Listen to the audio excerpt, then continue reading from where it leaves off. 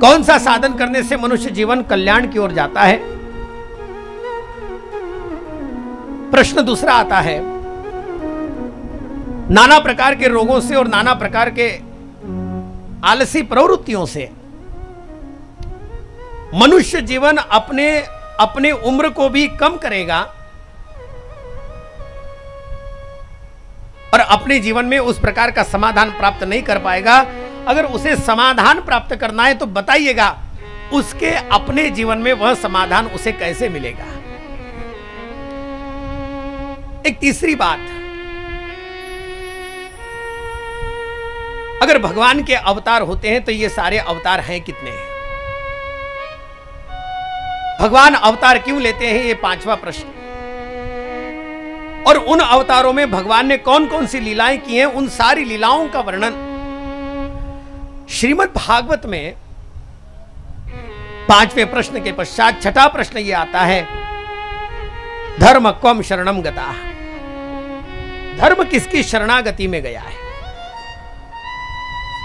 धर्म कोणाच्या शरणागतीला गेला? ज्या क्षणाला हा प्रश्न केला त्या क्षणाला इन 6 प्रश्नों के द्वारा इति संप्रश्न वृष्टयो विप्राणाम रोमहर्षणैः प्रतिपूज्यम वचस्तेषाम प्रवृत्तम उपमक चक्र में। बताइएगा,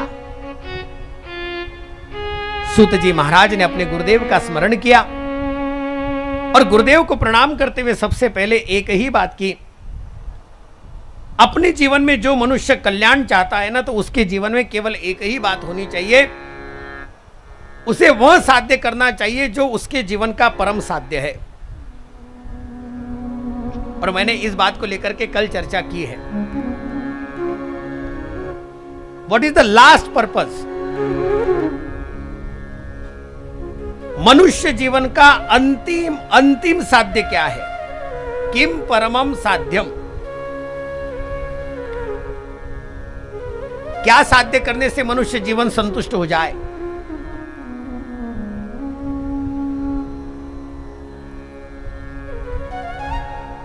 हमारे बीच में हरिभक्ति परायण श्रीकांत महाराज आए हैं।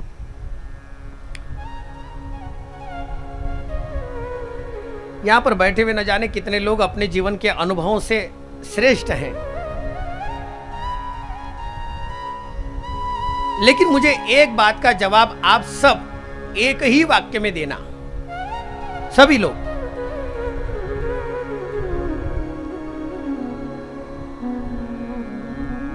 कितने मकान बनाने से, कितने गाड़ियां खरीदने से, कितने पदों को भोगने से, कितनी संपत्ति जमा करने से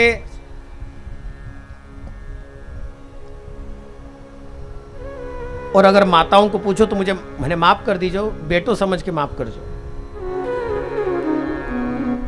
पर कितनी साड़ियां जमा करके आदमी पूरा हुएला बताओ?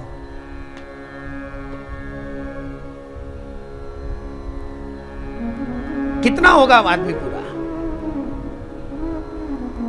क्या इन सारे के सारे जीवन के सारे इन कलापों को प्राप्त करने से मनुष्य जीवन पूर्ण होता है?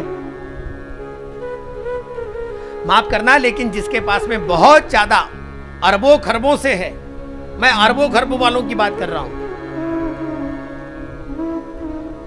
अपने जीवन में अरबों खरबों कमाने के पश्चात भी उसका जीवन उस तरह सुखी नहीं है जिस प्रकार का वो होना चाहिए।